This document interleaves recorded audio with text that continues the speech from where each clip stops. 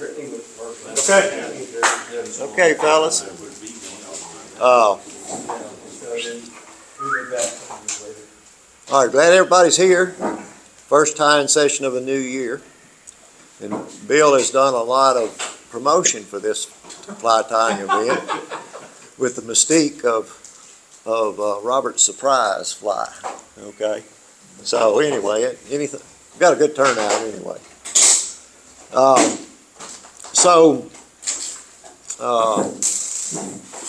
Y'all all know that I fish with Carlton Townsend pretty regularly, right? And y'all also all know that Carlton is a very good fisherman and catches lots of fish, right? Well, I'm gonna tell on him, okay? So he comes with me to my cabin in Arkansas occasionally, every chance we get. He unpacks his clothes, sets everything up. Next thing I know, he's out on the back porch, and he's looking through the spider webs to see what has been trapped in the webs out there. And so he has an idea of what the hatch is before we ever hit the water, because he's out there. Okay, so I've sort of picked up that habit, and I'm out there, and this little fella shows up. Let's see. All right, can y'all see that? Yep. It's a little translucent green worm that has a little fuzz on it, right? You see? Can you see the fuzz around his head? The top part is his head, and the let's see. All right. Yeah, he's got little eyes or something. Well, I'm going wrong way. This end is his head. He's got little eyes on it, and the dark end is his tail. So I see this little fella out there, and I know from my years of fishing there that there's always something falling out of those sycamore trees up and down the river, and fish are always taking advantage of that. So I said, I gotta figure out how to tie this little thing. So I said, what do I have that resembles that? So I go to my fly box and I come up with this little deal. Anybody know what that is? Green weenie. That's a green weenie, okay? Not too different from that little worm I just showed you, right? So, I fished green weenie. You catch a lot of fish on them, but I decided to enhance the green weenie a little bit. Not really the green weenie, but I set out to enhance the worm. Okay, it needed some fuzz. This thing doesn't have a lot of movement. I wanted to add some movement to it, and I wanted to have a hot spot on it, so it becomes a really nice attractor fly. So here's what it looks like. This is Robert's surprise. It's got a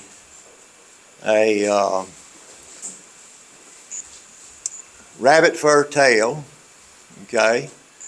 It's got a white bead head on it, a tungsten slotted bead. It's got a worm green body that's fuzzy, okay?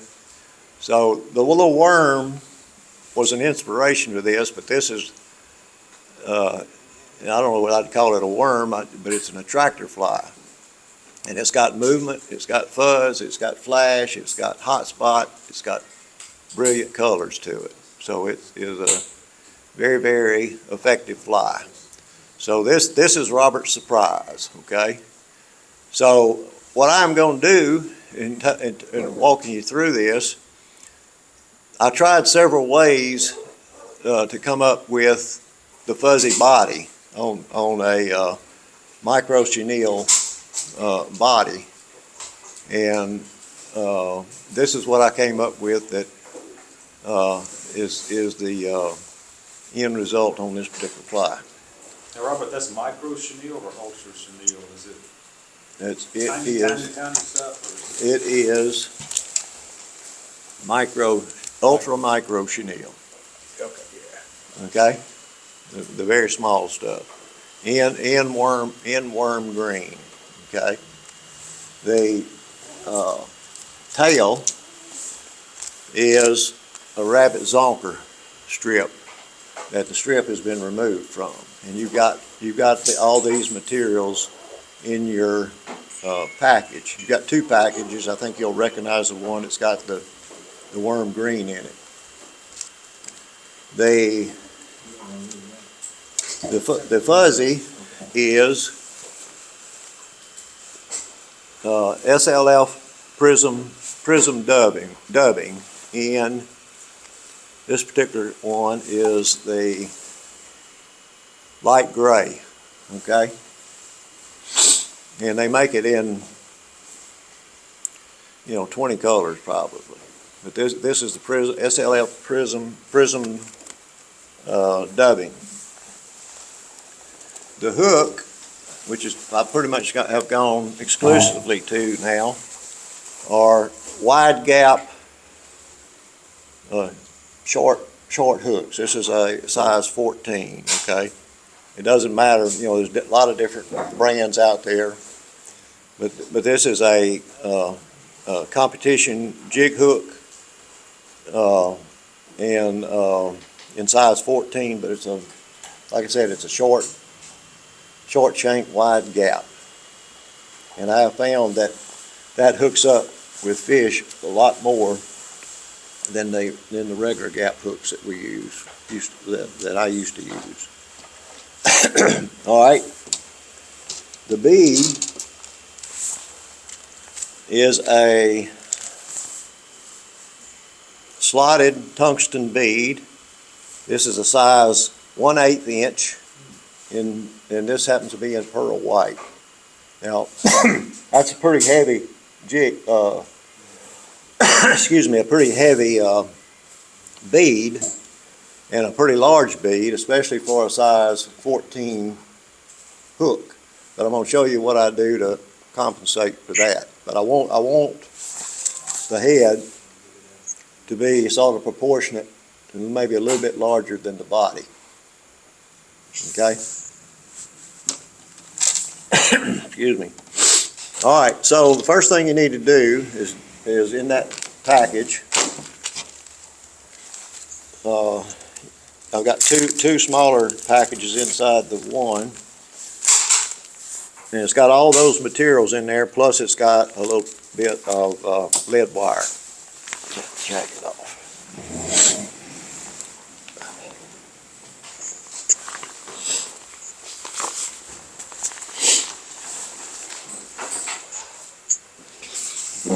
All right, so we've got enough material to tie 2 flies, okay? So we'll do that. So the first thing I want you to do is pull out that rabbit zonker strip.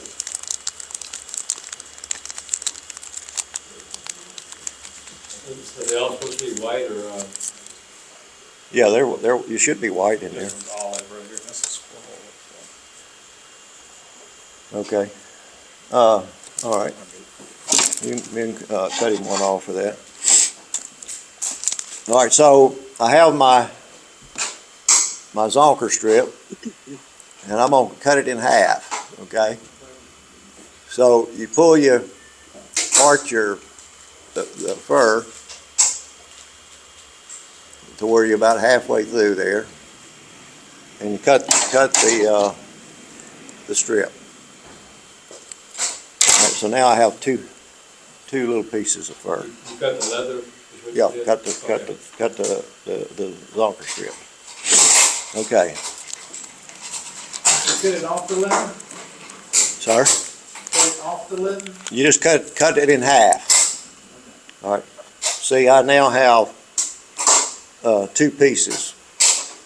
So you part the hair to where you don't cut the hair, just cut the leather strip. Excuse me. All right.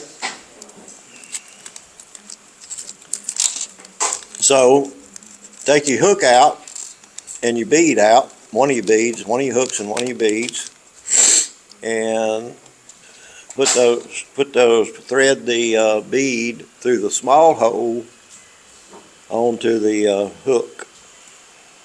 And this one happens to have a pretty big size hook, and then put it in your vise. Small hole first, huh? Yep. The way you determine where this jaw's gonna be set.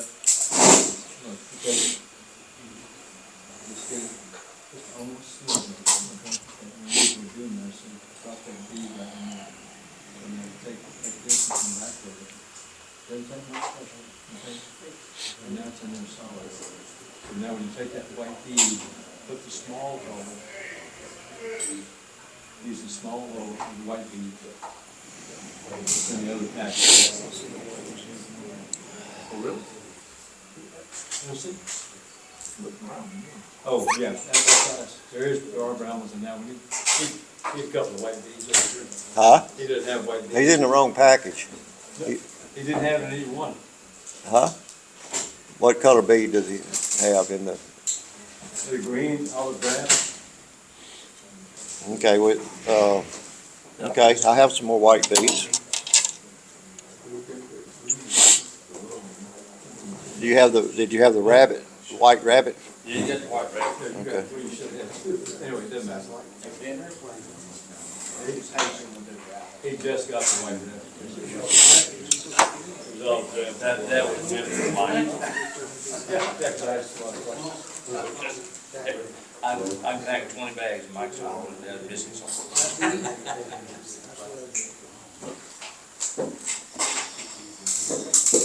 Okay, you already got your. So then what? After you get.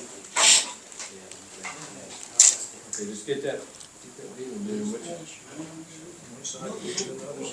No, there's a tiny hole and there's a next slot. So put it over the tiny hole. You gotta run the hook point through the tiny hole. Small hole, run the hook point through it. Take your time, take your time. You're not gonna run off and leave us, are you? No, I'm waiting. Okay, great, thanks.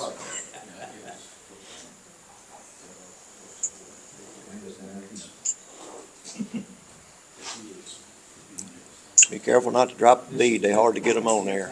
You got time, don't worry about it.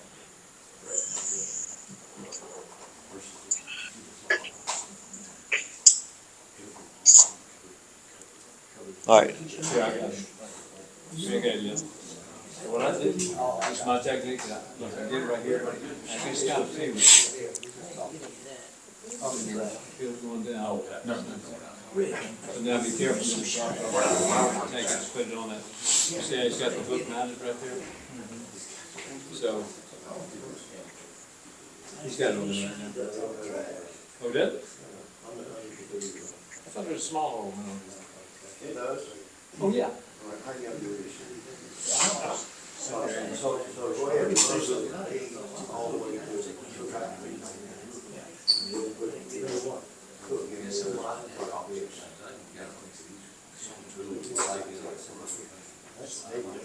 Robert, we just now got where the farm was to be. That's why we had got. Thank Shiny, shiny dubbing. I can do this, and this is not. you don't have any? Rick doesn't. I don't put Okay, tremendous pressure here because it's bad for the rice. right here. For one thing. Okay. You good? Used to put pressure on it. Huh? What? Yeah, but it's not as That's all they need. That's it. Thank you. bad. How long is that for somebody? Okay, everybody up? All right, so I use a pink thread because I want a pink hot spot. You can use any color thread you want. You could use a chartreuse on this fly or an olive and not have a hot spot. Or you can put a red hot spot or whatever you want to put on there. Okay? So the first thing we're going to do is tie the bead in. So the bead, sort of make it to where it's high to the back of the hook, the top side of the hook. Turn it until it's That's where you want to tie it in, basically the slot sticking up. And start your tying thread and start some wraps right behind the bead. So look, just gotta get bit like that. And wrap it thread. All right. So it's gonna lock in the chenille. You see what I'm doing? Just watch what I'm doing. So I'm wrapping back this way. And just wrap back to about the point of the hook. Oh. Over in fingers. Oh, look, you don't need that. Let me just demo for you. All right. Every time we go.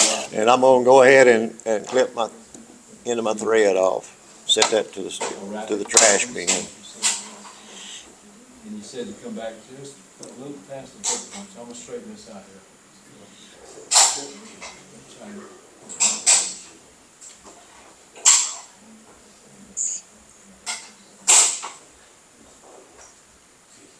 See where he gets. See where his thread is hanging. Right down here. And this one will be out, so you can see about it.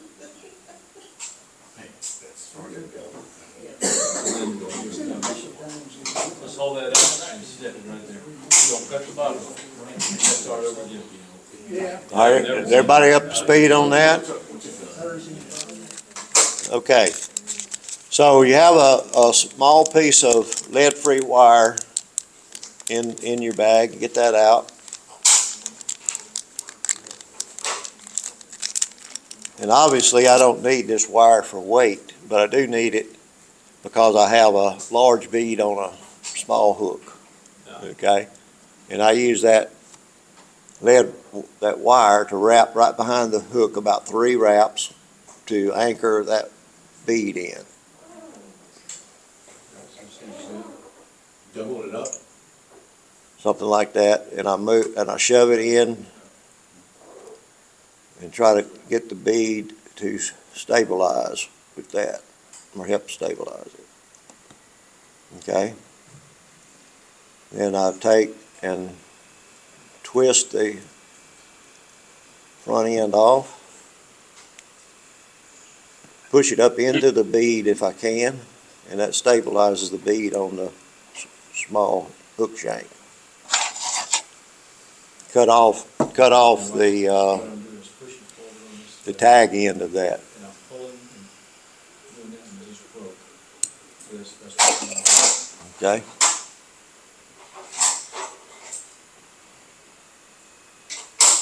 Try to get it up into that slot if you can.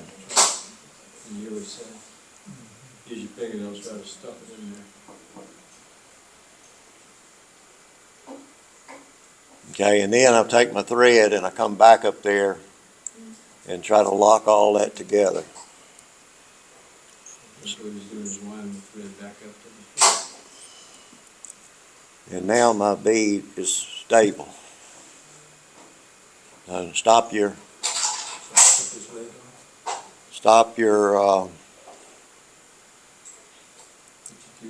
thread at the back of the bead. like this. Did it unmuch?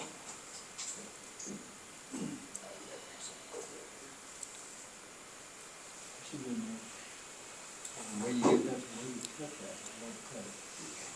And you pull, and you go like that. And you break it. And put it right there, because that's $5.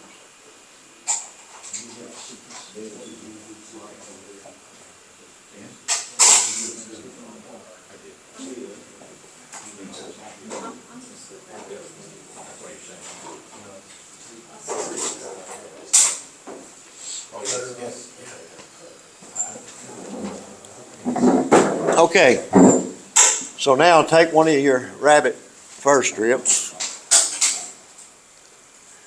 and what I'm going to do, I put it in my left hand, okay, wet my fingers and I try to pull all that fiber together. Okay? And now I'm going, can y'all see this? Hold it tight, you don't want to let it loose, and clip the strip off.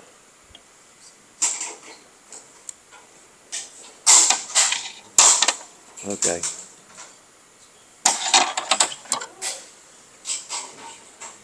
Hold on to it, don't want to let it go.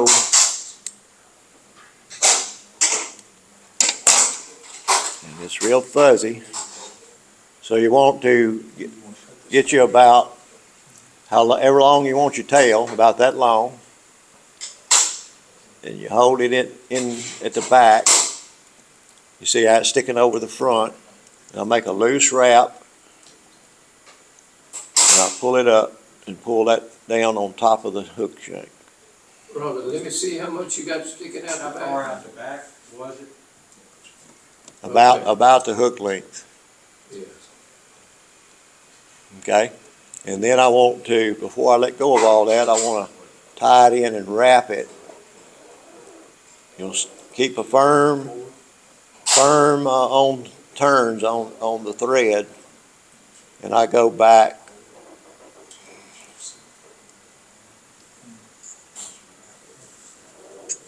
to about the hook point, maybe just a little bit past the hook point, about where the barb would be. Okay.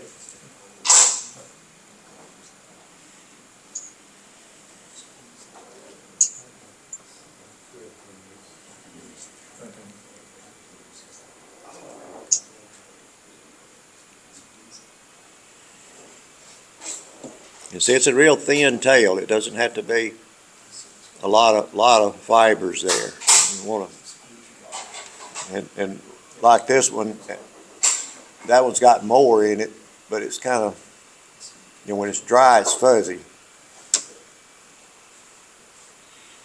And then when you get that done, clip the excess off at the top, just sort of flush with the bead there.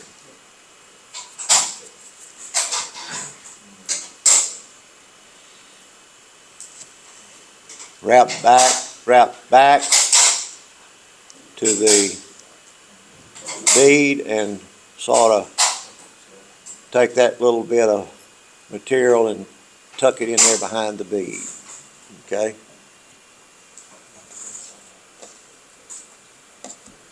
All right. Everybody got their thread back up to the back of the bead?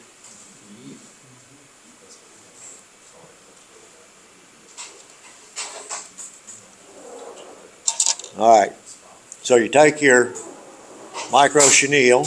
You don't have to cut it in half because you don't want to cut it in half. You'll have enough left over. It's easier to handle when it's a little bit longer. I put it on the top of the hook and start tying it in. And I want it on top, also on top of the bead. Top of the hook shank. Wrap it back to where you wrap the tail. Just a little wrap past where the tail is. Past? Oh, right in with the dies of the sail? Yeah, just take just maybe one wrap more to get it to cover the back of the tail when I start wrapping it. You see, the first wrap will be over the fur and not the thread.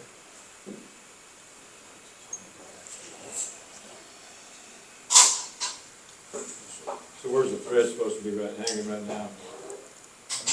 One wrap back from where it was. Okay. It's going to be about, mine is not, of course, my vise is probably about where a barb would be, somewhere in there. Doesn't have to be that, anywhere between right at the point to about where the barb would be. I really don't want to make sure you don't roll down, turn down the curve of the hook. You want this to be straight. Okay? Everybody caught up? Now, this is the way I apply the dubbing. Okay, you got your dubbing. I'm gonna take that and pull it in half it. Okay, so it's not a lot of dubbing. It's got a little bit of dubbing, and I take my thread, my micro chenille, and I pull it toward me, straight back. And I take a part of this bundle, just a little bit of it. We're not going to be heavy on dubbing. You don't want to overdub it. I lay it on top of the micro chenille. Just sort of let it lay up there. So you halved what you gave us, and then you I just take a little pinch of that. divide that. Yep. I've got about an inch of dubbing on top of my chenille, and it's thin. I want it thin. Can y'all see it there? Sort of thin.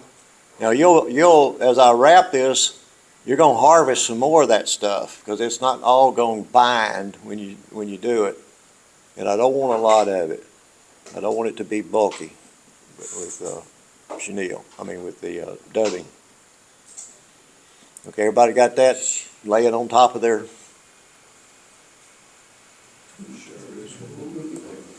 Got it? All right, now I'm going to take my thread. I'm going to make sure I get I got to get my thread back up to the front. Hold on. All right, I didn't tell you that. Let me pull that away. I'll wrap my thread back up to the back of the bead. And I get it out of the way. All right, now I'm going to redo all my dubbing. All right, there's where I want to be.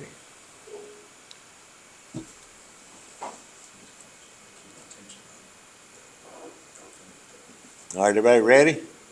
Then we're going to take it and go over the top of the hook shank and do sort of firm and touching wraps with this dubbing material attached to it. And don't worry about trying to pull it back. Just try to keep it all together.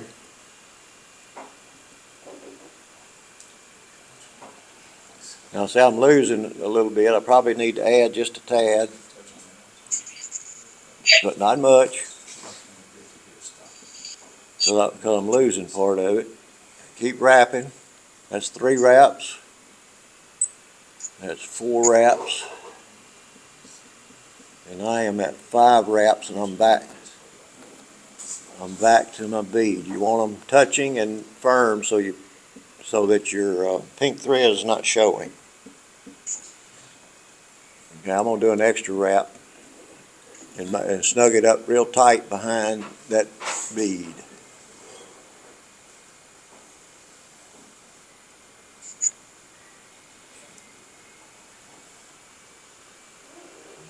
If you need to add a little bit more dubbing, be sure you have some on every wrap.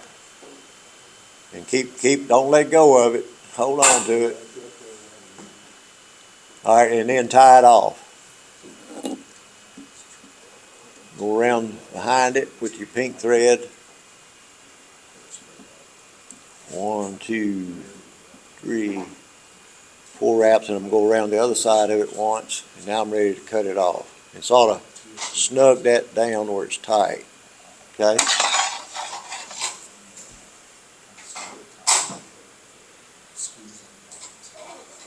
All right, now I'm ready to trim off this, and my end is on my side of the fly, so you can't see it. I'll trim it off, set it down, it's tied in. All right. Then I'm gonna pull all this stuff back just a little bit so that I can finish the tying it off. I'm gonna do couple of wraps. Now usually for durability I will apply head cement or something on this line. I'll show you how I do it. You don't have to do that, but I do it. And I use this, I don't know if you can read it. Anyway, it's hard as hull penetrator. This is a thinner material, and I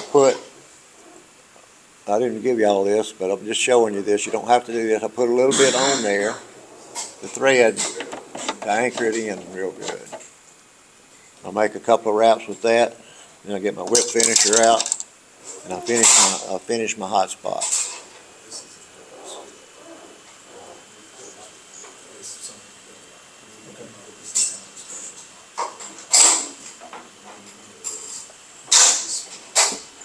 All right. I only made 4 wraps on my hot spot because I got the glue, the adhesive in there. And then I cut my thread loose.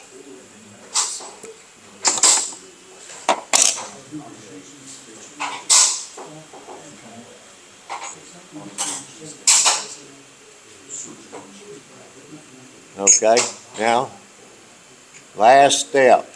Everybody get them a pair of scissors. We're going to give this baby a haircut. All right, so sort of pull loose dubbing. You see you've got a lot of strands of the dubbing, and I'm going to clip it off. Clip off. We're going to just sort of trim up around underneath. I don't want that. I don't want it. I want a shorter, fuzzy look, not all that stuff. When it gets in the water long like that, it just streams behind you. It's terrible. So cut all the long strands. You can leave a long one every once in a while. It might give it a little bit flash into the tail area.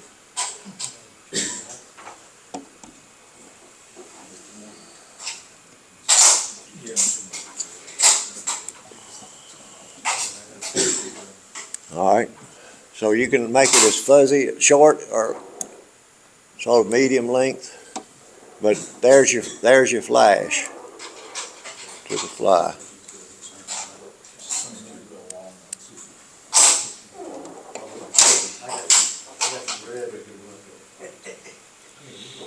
I like that. That's nice, isn't it? Catches lots of fish. That will work. So, It will work, I call. Is this one you caught that big number of fish on the other day? a combination of it, the mop we're going to tie, and waltz worm. I use waltz worm a lot. Is this one finished? Yeah, I'm going to show them a couple of things here. All right, so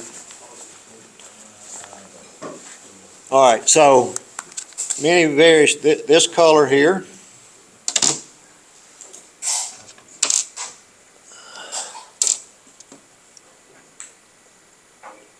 extremely good, white with a pink spot on it, very, very effective. White on white, okay? In darker colored water,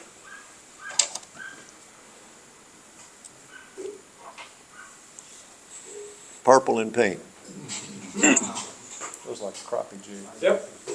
Yeah, now the thing is, you mentioned crappie. If you upsize this thing and tie it with a size 10 hook, and Jig head hook, kind of a lead jig head hook. or something with a barb on it if you're fishing for crappie. What's it do with the 10 hook, you said? It's good for crappie? Yep, just upsize. If you want to fish it for crappie, just upsize it. Oh, okay. All right, this one, very, very many fish caught on that color right there, chartreuse and black. And this has the zonker is a multicolored black and chartreuse. That's a black variant. That's a zonker on sale, or? Yeah, it's the same thing. So would you do a black marker to? No, this is bought in two-tone. That's where that rabbit came. Yeah, this is a Mike. This is a black Easter bunny that's grown out his chartreuse dye. Just got out of the hair salon. Yeah. Got some roots, got some roots. Yeah, this is roots. Okay, All right. that's that fly. Y'all wanna tie another pattern, or do we all Yeah, go? let's tie another pattern. I'm gonna start the video. You're gonna do the mop next? You wanna go, yeah, all right, so you have material to do one more of these when you get home, okay? Okay, let me